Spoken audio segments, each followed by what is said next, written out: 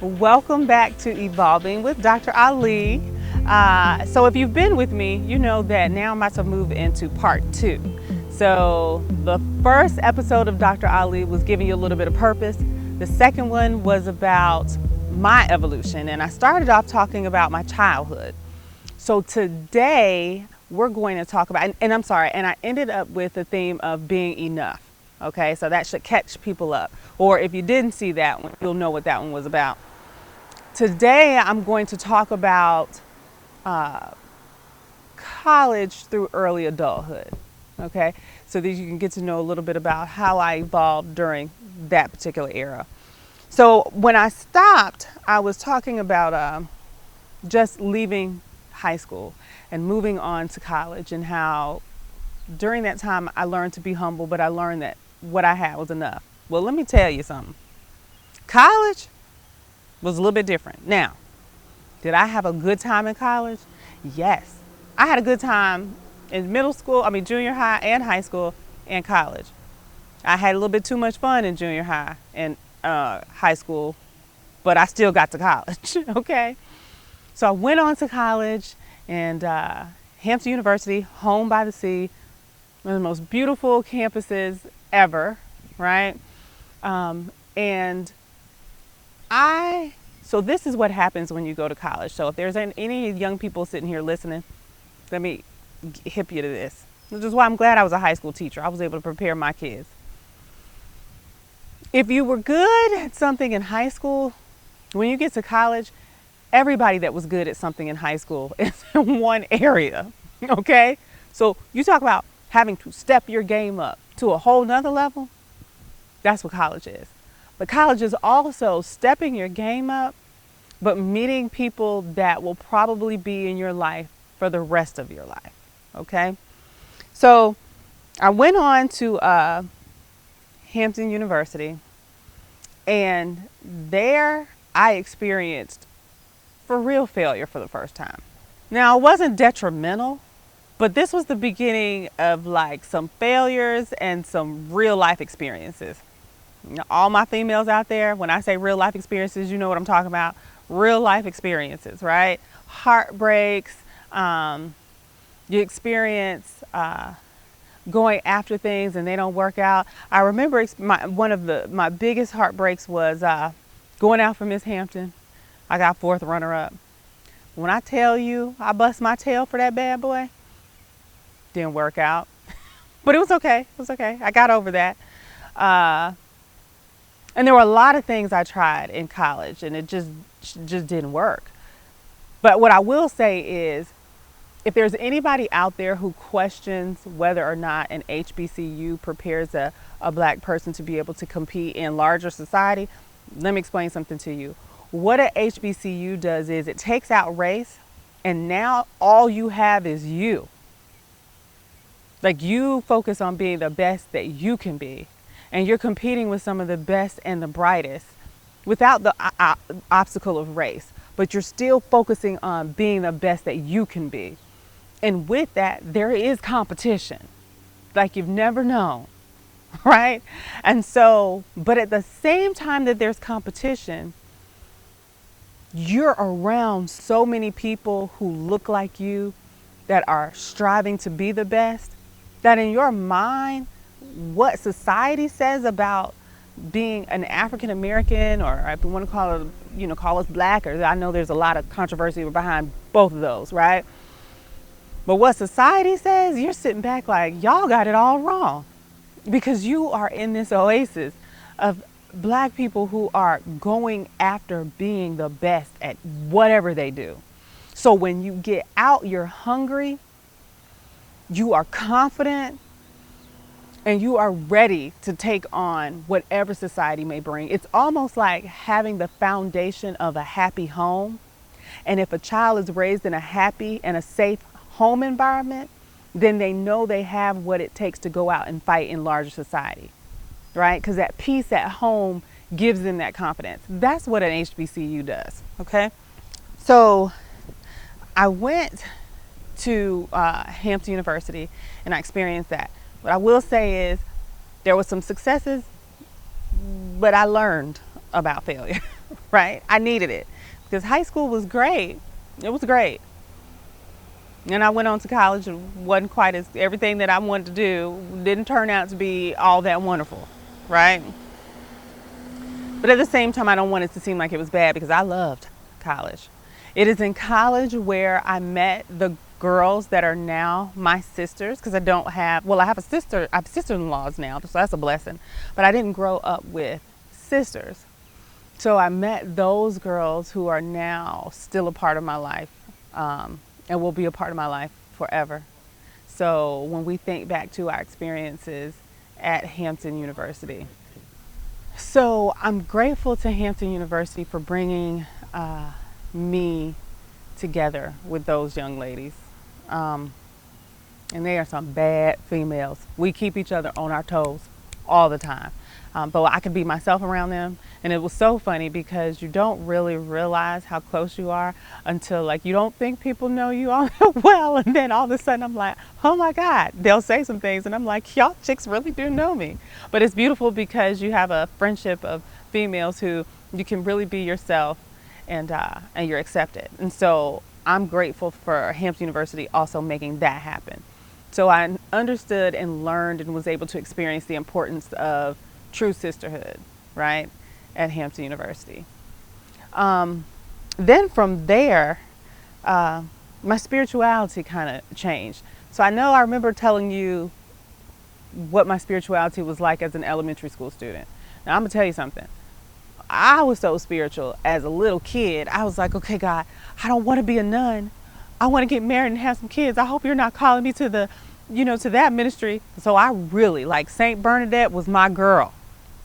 I studied her so much, but I was like, but I do want to have children, right? So, but when I tell you that experience had such a profound impact on my spirituality, what I'm grateful for is that it served as a foundation. So for me, I was able to establish a sincere and honest relationship with the Most High.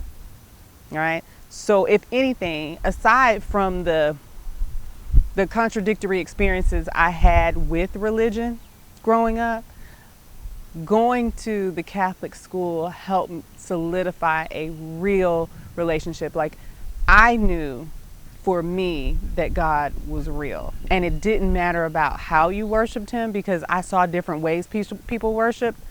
It was more about being able to really feel and believe that there was a higher power there for me in elementary school.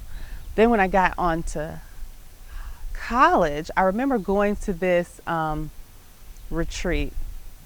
It was actually at a church here. And the woman, and this has always stayed with me, and I love to share this because to me this is the foundation of all spirituality. But the woman said to everybody, she was talking to everybody, and she was like, I didn't know what to say to y'all because all y'all go to church all the time, because this was like on a Tuesday, right? And it was packed with people. So, if you're going to church on a Tuesday, you're one of those people that go to church all the time. So she said, I really didn't know what to say to y'all because y'all come to church all the time, Monday, Tuesday, Wednesday, Thursday, Friday. You pay your tithes, you do all this stuff. And she said, but then the Lord told me to ask you this. Could I sit in your heart and in your mind for 24 hours and be pleased? That one thing totally changed the way that I thought about spirituality. From that point forward, it wasn't about who can jump up and down and shout the prettiest. It wasn't about who had the best prayer, who could sing the loudest.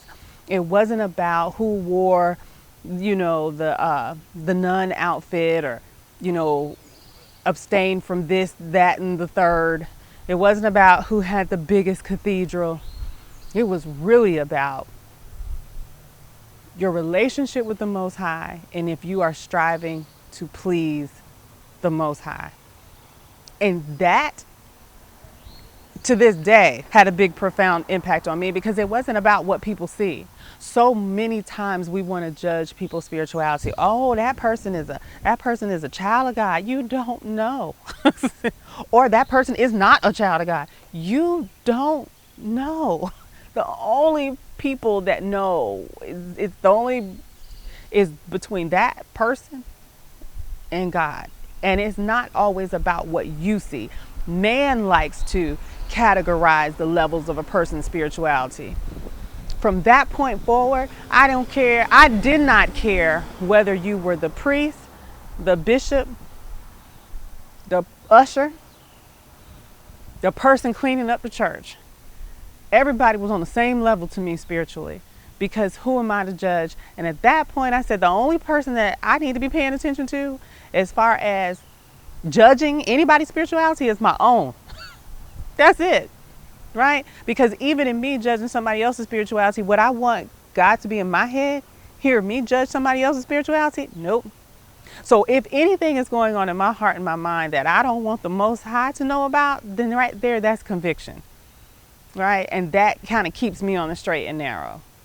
Now, though I said I'm not perfect, because I'm going to be honest with you, I'm definitely not at the point where I feel like I want God to be in my mind 24 hours. I'm not even there. But it gives you something to strive for, right? It always makes you strive for, because you realize that, yes, she was saying what if, but based on your beliefs and based on my beliefs, it's really not a what if. That's what's so crazy about it. It's really not a what if. It is, right? And so do you feel like the Most High is content with what is experienced by being in your heart and your mind for 24 hours? So in college, that had a profound impact on my spiritual evolution. So from that point forward, I don't really care what anybody else is doing. Like I want other people, and I pray that other people have a sincere, honest relationship with the Most High. But from then on, who am I to judge? Because I can look at this one person and judge this person and say, well, you know what? Because they're doing this, they don't have a relationship with God. Who am I? I don't know what their conversations are like with God. I don't know why they had to do what they had to do.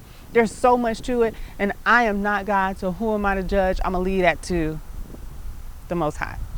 So I'd say that I took that away from college, right? And so if I summed up college and early adulthood, because even when I left college, let me say this, when I left college, I didn't experience a lot of success either. I'd say my experience in education for the first decade and some, I didn't experience much success, not the success that I wanted. So I wasn't given a whole lot of accolades and didn't get a lot of recognition. Now, did I get that from my children? Yes. And to be honest with you, I always question myself, because that should really be the only accolades you should ever really want, right? That you're changing the life of a child for the better. But having grown up and experienced certain types of recognition, I wanted that in the earlier part of my career, and I just didn't get it at all. Nothing. Nothing. I was stagnant for a long time in the same position. Yes, I was helping to move children. That should have been enough. Sorry, I don't like bugs. I mean, I'm grateful that we have this beautiful ecosystem, but I'm just not a bug person. Although I love it out here when we don't have mosquitoes. They do a really good job of making sure that you can sit out here, and enjoy the sun and enjoy the beautiful air. I mean, y'all, I can't tell you how beautiful this feels right now. I know I'm digressing, but it feels so good. It's like perfect weather. So anyway, springtime, perfect springtime weather. Not too cold, not too hot, perfect amount of wind, beautiful sun, and no bugs. Can't beat that. So anyway, early part of my career didn't really have a lot of successes at all. So I would say, if I'm summing up college to early adulthood, it taught me it was a state of preparation, right? So the failures I had to get over. It almost took me back to being in elementary school. Stuff I tried and nobody paid attention to. and I battled why and everything else.